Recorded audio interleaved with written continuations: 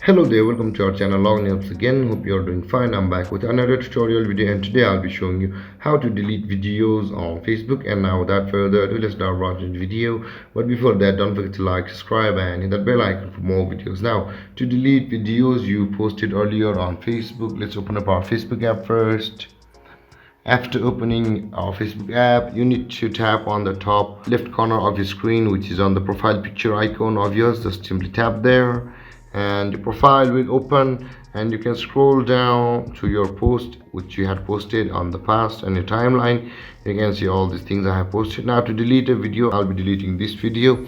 Now to delete a video, you can see the three dotted icon on the top right corner of every post. We will need to tap on the video section of that. Let's tap over here, and after that you can see the move to trash option available over here. Simply tap on move to trash and again tap on move. You can see items in your trash will be automatically deleted after 30 days. Let's tap on move, and after 30 days from your recycle bin, this video will be deleted. And there guys, this is how you delete videos on Facebook. And if you have any confusions or questions regarding the topic, don't hesitate to comment in the comment section below, and don't forget to like, subscribe and hit that bell icon for more videos. Thank you for watching guys. Peace.